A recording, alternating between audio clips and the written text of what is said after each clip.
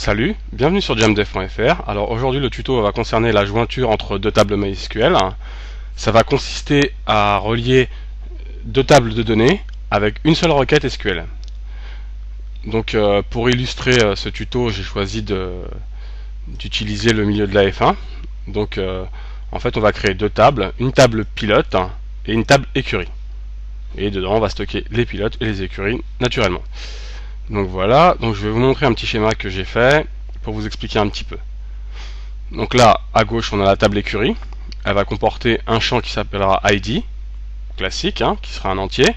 Un champ qui s'appellera nom, qui sera un varchar, donc du texte. Donc là, rien d'extraordinaire. La table pilote, la même chose. Et un troisième champ qui s'appelle écurie ID. Et ce champ, écurie ID qui est un entier aussi, aura la même valeur que l'ID de la table écurie, d'où son nom. Donc par convention, on l'appelle toujours comme ça. Et c'est cette clé qui va faire la liaison entre les deux tables. Donc on est parti. Donc je vous rappelle que j'ai Vamp Server sur mon PC, et donc je vais sur phpMyAdmin et je vais créer mes deux tables. Donc pour commencer, je vais dans ma base tuto. Je crée ma première table écurie. Donc elle va comporter deux champs, l'ID et le nom.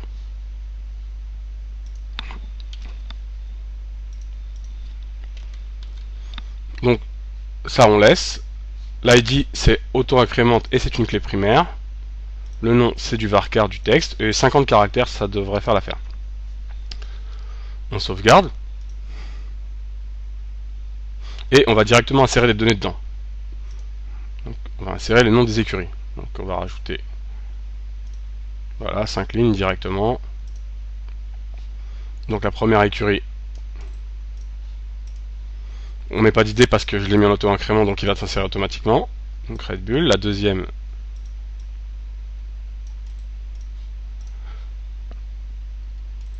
Ferrari. La troisième, Lotus. Quatrième, 1,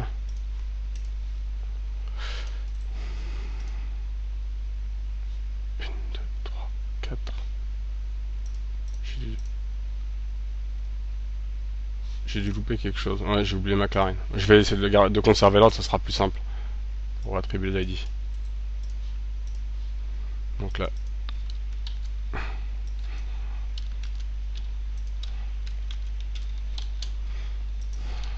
voilà. Donc l'ordre, on va respecter l'ordre pour conserver les ID. Red Bull, Ferrari, McLaren, Lotus, Mercedes-Benz. On est bon, ça suffit. Voilà, donc on a créé une table écurie et on a nos 5 champs remplis. Voilà, maintenant on va retourner sur la base tuto. On va créer la deuxième table, la table pilote. Et là elle aura 3 champs. Donc un champ ID qui dans ce cas là n'est pas vraiment obligatoire, mais bon, moi je le mets, je mets tout le temps un champ ID, au cas où je me serve de la table uniquement, c'est toujours plus pratique. Ensuite le champ nom, donc du varchar de 50 caractères, je sais plus où ça suffira, et la fameuse clé écurie ID. Donc comme je vous ai dit, elle a la même valeur que l'ID, donc c'est un int, je modifie pas. Voilà, je sauvegarde, je vais sur pilote et je vais lui insérer des noms de pilotes. Donc, pareil, je vais lui mettre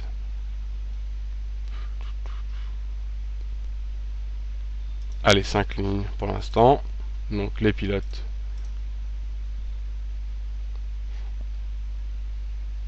Sébastien Vettel. Son ID écurie c'est 1, Red Bull Racing. Si ça correspond donc à l'ordre où j'ai enregistré les écuries. C'est pour ça que j'ai dit que il valait mieux que je conserve la vue sur la feuille. Donc si je regarde sur écurie, il est chez Red Bull et l'ID c'est 1. Donc je lui mets 1 dans l'écurie ID. Voilà. Ensuite, la fiche de Sébastien Vettel. On va prendre son coéquipier. Marc Weber, on est là. Son ID c'est 1 aussi. Voilà. On revient en arrière. Fernando Alonso. L'ID ça va être 2. Enfin l'écurie ID pardon. Voilà. On récupère Felipe Massa.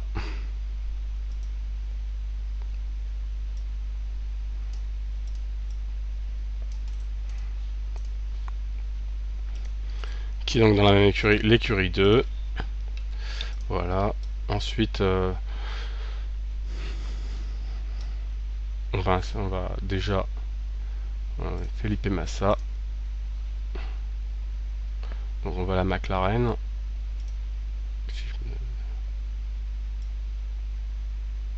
Non, j'ai dû me tromper, non? Non, si c'est bon. McLaren, donc Jenson Button, on l'a dit c'est 3. L'écurie ID.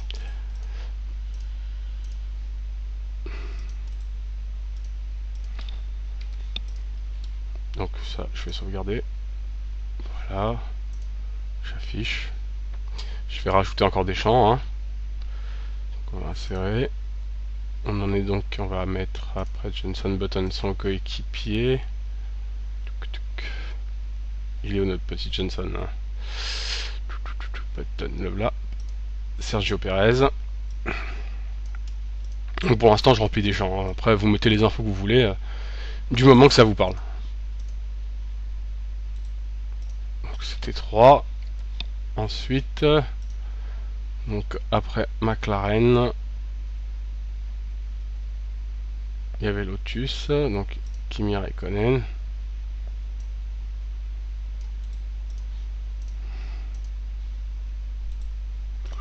L'ID c'était 4 par contre, voilà. Ensuite, on va rajouter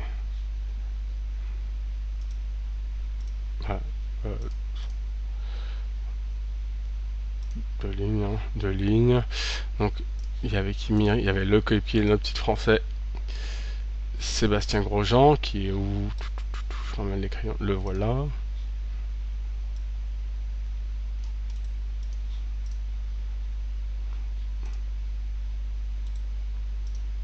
Qui en a dit 4. Et ensuite notre dernière écurie, on arrive enfin à la fin. Donc c'est Mercedes. C'est Nico Rosberg et Lewis Hamilton. Et ils ont l'ID 5.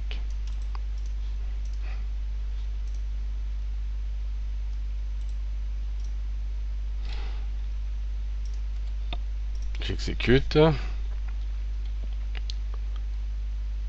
vais afficher ça. Et je vais rajouter Lewis Hamilton parce que je l'aime bien. Avec l'ID 5 bien sûr. Donc le voilà, Lewis.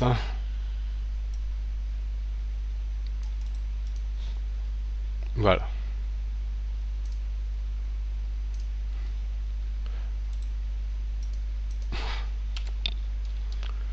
On exécute et on a nos informations.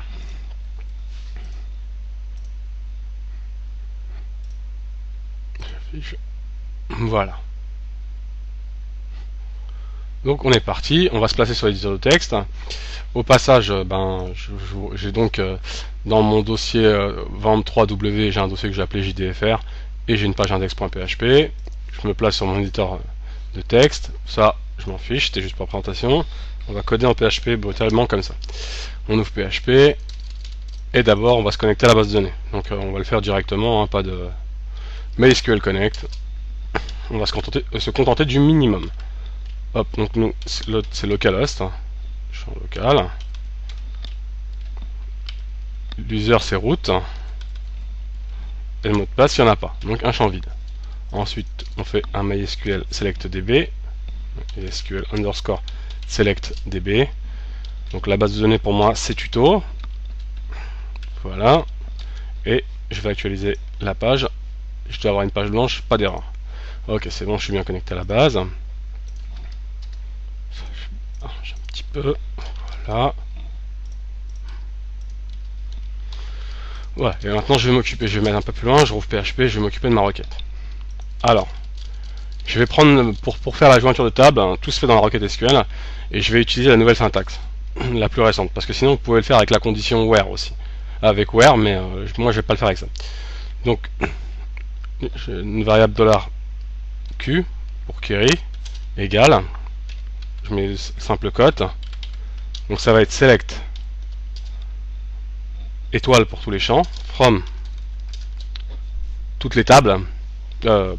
On prend la première table, c'est-à-dire la table écurie. Ensuite, la ligne de commande pour faire la jointure, inner join, pardon. Donc le nom de la deuxième table, pilote. Voilà. Pour introduire la condition, on va mettre on. Donc ça va être la condition, je l'avais écrit sur le diagramme, que l'ID de la table écurie soit égal à l'écurie underscore ID de la table pilote. Donc c'est parti. Donc, on va l'écrire comme ça. Le nom de la table, point, le nom du champ, égal au nom de la table, point, le nom du champ, qui la concerne bien sûr. Donc écurie underscore ID pour la table pilote. Voilà, ensuite je continue. Donc on a une nouvelle variable avec un MySQL query pour envoyer notre requête. Hop. Donc $R, $Q, pardon. Voilà. Ensuite on va boucler, donc on va faire un while.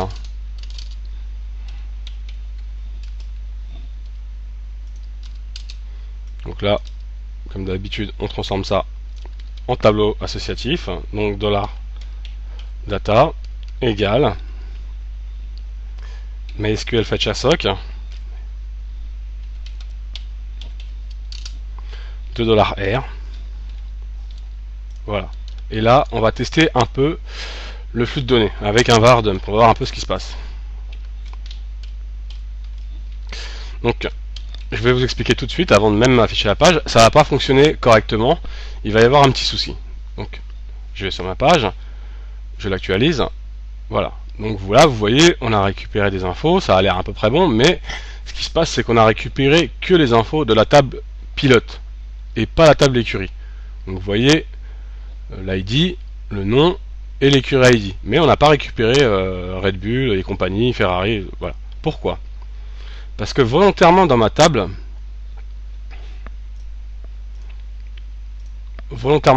en fait, ici, dans les deux tables, tuto, donc écurie et pilote, j'ai mis des champs identiques. Le champ nom, ici,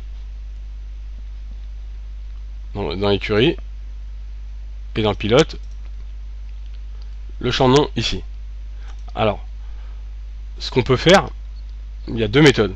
La plus simple, enfin la plus entre guillemets, parce que c'est pas forcément simple, mais bon, c'est que par exemple, si on va sur la table écurie, au lieu de mettre nom ici, donc je vais sur structure, on pourrait modifier et mettre team.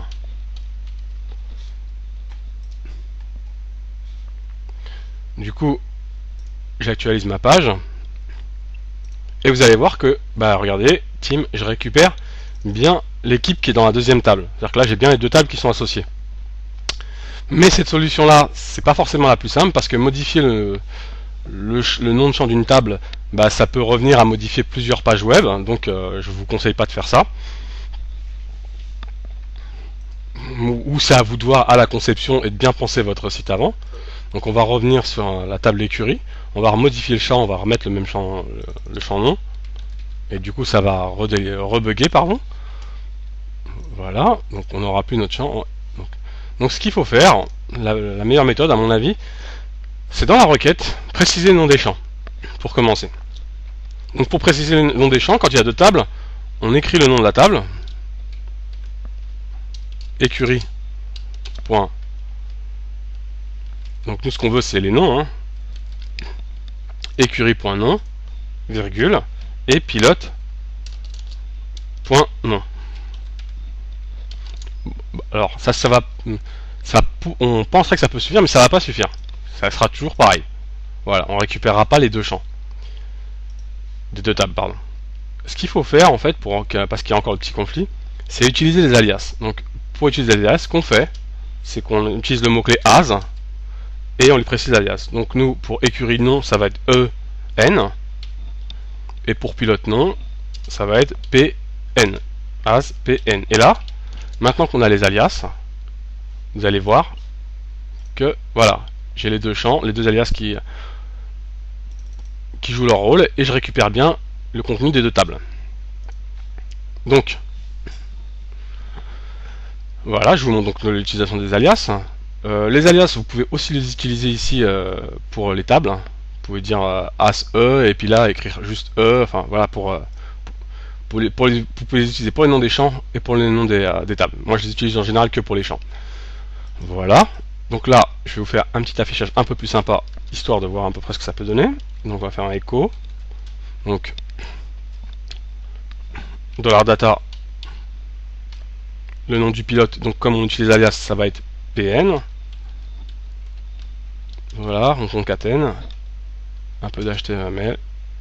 On va écrire pilote chez deux points, espace, copie la variable, donc ça va être EN. Voilà, ensuite on va mettre encore un peu d'HTML, un petit BR pour le saut de ligne. On va rajouter un strong ici.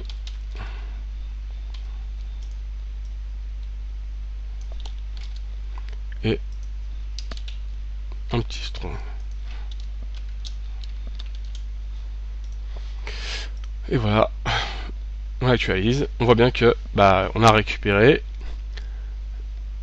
la table pilote, donc le nom du pilote, et la table écurie. Et on a bien associé les pilotes avec leur écurie. Voilà, donc ce petit tuto se termine.